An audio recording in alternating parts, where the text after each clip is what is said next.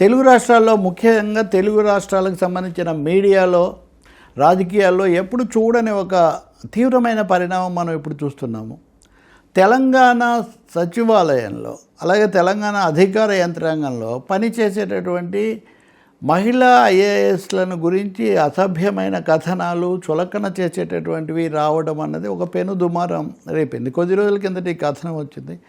ఉద్దేశాలు ఆపాదిస్తూ లేకపోతే వాళ్ళకి ఏవేవో వాళ్ళని కించపరిచే విధంగా ఆ కథనం రావటం, వాళ్ళు ఏదో ఇవి చేస్తున్నారని పేర్లేం చెప్పకుండానే ఫలానా వాళ్ళు అని. ఇప్పుడు ఉదాహరణకు నా వేషధారణ అంతా చెప్పి, నా నేపథ్యం అంతా చెప్పి, నా పేరు చెప్పకపోయినా కానీ ఎవరిని గురించి చెప్తున్నారో అర్థమవుతుంది కదా. అందులో మహిళని గురించి, మహిళా ఐఏఎస్ను గురించి ఈ కథనాలు రావటం అన్నది నిజానికి ఇటు అధికార యంత్రాంగంలో అటు ప్రభుత్వంలో కూడా సంచలనం రేపింది. ఎంత అంటే దీన్ని మళ్ళీ మంత్రులకు కూడా ముడిపడితే ఒక మంత్రి, చాలా సీనియర్ మంత్రి కోమటిరెడ్డి వెంకటరెడ్డి, ఆయన దీన్ని ఏమాత్రం భరించలేకుండా ఉద్దేశపూర్వకంగా ఇలాంటి కథనాలన్నీ కూడా చేస్తున్నారు, దీని మీద తప్పకుండా చర్య తీసుకోవాల్సి ఉంటుందన్న పద్ధతిలో ఆయన మాట్లాడారు. ఇది మళ్ళీ కాంగ్రెస్ బీఆర్ఎస్ మధ్యలో వివాదానికి కూడా ఇది తోడైపోయి ఈరోజు కనుక వాళ్ళ పత్రిక చూస్తే మొత్తం పతాక శీర్షిక, దాంట్లో అనేక ఉద్దేశాలు. ఇది కాంగ్రెస్ బీఆర్ఎస్ సమస్యనా, కాంగ్రెస్లో అంతర్గత సమస్యనా, మంత్రుల మధ్య సమస్యనా, ఇలాంటి చర్చలన్నీ చాలా జరుగుతున్న వేళ ఇంకొక విషయం వచ్చింది. అదేంటంటే ఇట్లాంటిదే ఇంకొక చోట రేవంత్ రెడ్డికి, ముఖ్యమంత్రి రేవంత్ రెడ్డి బదులు వేరే దానికి ఆయన ఫోటో మార్ఫింగ్ చేసి ఇట్లాంటి ఒక కథనం విడుదల చేశారు, ఆయన వ్యక్తిత్వాన్ని కించపరిచే విధంగా. అంటే ఇక్కడ మహిళా ఐఏఎస్లు చాలా ఉన్నత స్థాయిలో ఉన్నటువంటి వాళ్ళు, అక్కడేమో సాక్షాత్తు ముఖ్యమంత్రి ఫోటో మార్ఫింగ్ ఇవన్నీ చేసిన తర్వాత ప్రభుత్వం ఇప్పుడు ఐపీఎస్ అధికారి సజ్జనార్ నాయకత్వాన్ని ఒక సిట్ ఏర్పాటు చేసింది. ఈ సిట్ ఈ మీడియా సంస్థలు అంటే ఈ కథనాలతో లేకపోతే ఈ ప్రచారాలతో సంబంధం ఉన్న, దీని వెనక ఉన్నారని భావిస్తున్న వాళ్ళందరినీ కూడా విచారించి తగు చర్యలు తీసుకోవడానికి. ఇలాంటివి నిజానికి జరిగి ఉండకూడదు. జరిగిన తర్వాత ఈ సిట్ వేస్తున్నారు అన్నప్పుడే ఒక ఛానల్ అయితే దాని మీద విచారం వెలిబుచ్చుతున్నాము, మేము ఎవరిని ఉద్దేశించి చేయలేదు, ఏ వర్గాన్ని తక్కువ చేయాలని లేదు, దీనివల్ల ఎవరైనా మనస్తాపం కలిగి ఉంటే మేము తప్పకుండా విచారం వ్యక్తం చేస్తున్నాం వాళ్లకు అని. కానీ విచారం వ్యక్తం చేయడం కాదు కదా, ప్రత్యేకించి ఆ ఇచ్చిన వర్ణన వల్ల తప్పకుండా అది కొంతమందిని ఉద్దేశించి ప్రచారం చేశారు, ప్రసారం చేశారు అనేది అర్థమవుతుంది. రెండవది, మీరు తర్వాత ఉపసంహరించుకున్నప్పటికీ అప్పటికే జరగాల్సిన నష్టం జరిగిపోయింది కదా. కాబట్టి నేరుగా ఆ మహిళా అధికారికి అనువర్తించే విధంగా దానికి ఒకసారినో ఇంకోటో చెప్తే ఇది పరిష్కారం అవుతుంది. రెండవది, ఇటువంటి పద్ధతులు ఎందుకు వస్తున్నాయి, దీని వెనుక ఎవరున్నారు, ఈ ధోరణులు ఎందుకు పెరుగుతున్నాయి, లేకపోతే అంతర్గత రాజకీయాల్లోకి ఈ అసభ్యమైన విషయాలు కథనాలు సృష్టించి వాతావరణం కలుషితం చేయటం అన్నది ఎవరికైనా ఏమైనా మేలు చేస్తుందా? ఇప్పటికే అనేక విధాలుగా ఉన్నత స్థాయి, ఇప్పుడు ఐఏఎస్, ఐపీఎస్, ఐఆర్ఎస్, వీళ్ళు అఖిల భారత స్థాయి అధికారులు. ఈ అఖిల భారత ఆల్ ఇండియా సర్వీసెస్ అంటారు. ఈ ఆల్ ఇండియా సర్వీసెస్ అధికారులకు సంబంధించి వీళ్ళు అనేక అంశాల్లో కీలకమైన నిర్ణయాలు, ఉత్తర్వులు, ఆమలు ఇవన్నీ వీళ్ళతో ముడిపడి ఉంటాయి. మహిళలు కూడా ఎంతో కష్టపడి ఈ రంగాల్లో పైకి వస్తున్నారు. అలాగే సామాజికంగా అణగారిన వర్గాల్లో వాళ్ళు కూడా నిలదొక్కుని అనేక ఉత్తమమైనటువంటి ఫలితాలు సాధిస్తూ మెప్పు పొందుతూ ముందుకు పోతున్నారు.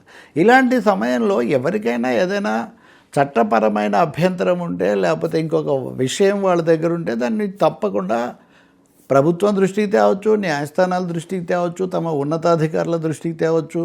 కానీ తాడు బొంగరం లేనటువంటి కథనాలు, అది కూడా వ్యక్తిత్వ హననానికి దారితీసే కథనాలు, వాళ్ళ వ్యక్తిత్వాలను దెబ్బతీసేటటువంటి కథనాలు హఠాత్తుగా ప్రచారం చేసి సందేహాలు పెంచటం అన్నది మటుకు సమాజానికి కానీ ప్రజల అవగాహనకు కానీ ఏమీ దోహదం చేయదు. సరికదా వాళ్ళ మనసులను, వాళ్ళ ప్రతిష్టను దెబ్బతీసేటటువంటి పరిణామం అవుతుంది. బహుశా ఇప్పుడు దీన్ని గుర్తించడం వల్లే ఆ ప్రసారం చేసిన కొంతమంది ఏమో విచారం వెలిబుచ్చారు, కొంతమంది ఏమో సమర్థించుకుంటూ ఉన్నారు. ఇది చివరికి ఎక్కడిది దారితీస్తుంది అనేది ఒకటి. ఇప్పటికైనా కానీ దీన్ని హేతుబద్ధంగా సరైన పద్ధతిలో పరిష్కరించుకోవడం మటుకు అవసరం. అయితే ఈ క్రమంలో పోలీసులు రంగంలోకి దిగి మీడియాకు సంబంధించిన, అలాగే ఆ ఛానళ్ళకు సంబంధించిన ముఖ్యమైన వ్యక్తులను వాళ్ళను అరెస్ట్ చేశారు.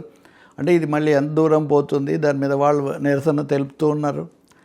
తర్వాత పరిణామాలు ఎలా ఉంటాయంటే, ఒక మీడియా వ్యక్తిగా అలాగే ఇటు మీడియా విలువలు, ప్రజాస్వామిక విలువలు, వ్యక్తుల యొక్క వాళ్ళ యొక్క వ్యక్తిగత హక్కులు, గౌరవం వీటన్నిటిని దృష్టిలో పెట్టుకున్నప్పుడు తప్పకుండా పొరపాటు ఎక్కడ జరిగిందో గుర్తించి దాన్ని దిద్దుకోవటం.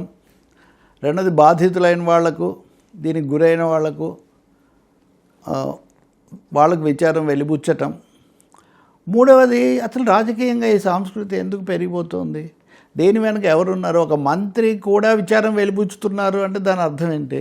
లేదు, ఆ పార్టీలో వాళ్ళని వీళ్ళు, ఈ పార్టీలోని వాళ్ళు ఎందుకు ఇలాంటి అంశాలను ఎంచుకుంటున్నారు? విధానపరమైన అంశాలు ఎంచుకోండి, ప్రజల సదుపాయాలకు, ప్రజల సమస్యలకు సంబంధించిన విషయాలు ఎంచుకోండి, రాష్ట్రం అభివృద్ధికి సంబంధించినవి ఎంచుకోండి. కానీ తెలుగు రాష్ట్రాల్లో, ఆంధ్రప్రదేశ్లో కూడా ఇలాంటి వాతావరణం మేము చూస్తున్నాం.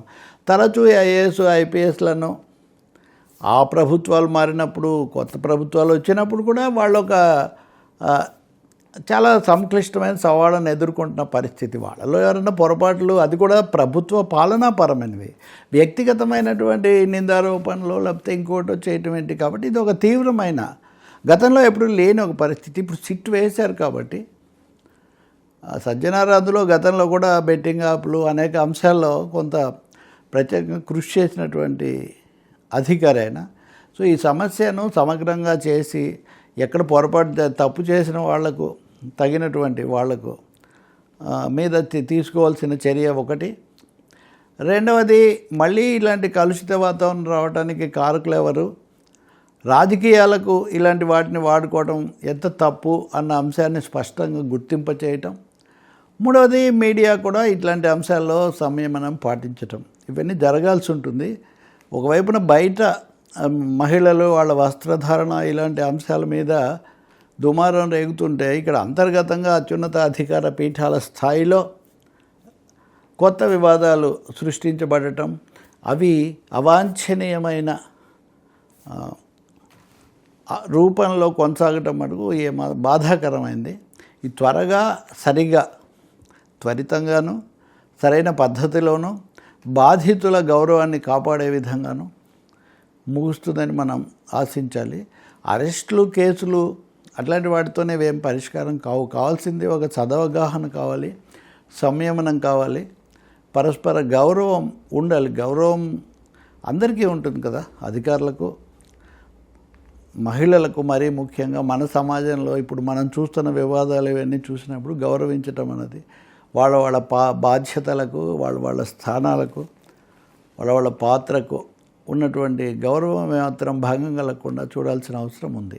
నిర్దిష్టమైన ఆరోపణలు, నిర్దిష్టమైన విమర్శలు ఉంటే వాటిని ప్రాపర్ ఛానల్లో, సరైనటువంటి వేదికలో చేసుకోవాలి తప్ప ఈ కథలు వదలడం అన్నది ఎప్పుడూ మంచిది కాదు. ఇంకా దీని మీద మరి వాళ్ళేం చెప్తారు, వీళ్ళు ఎలా ఎదుర్కొంటారు మనం చూడాలి.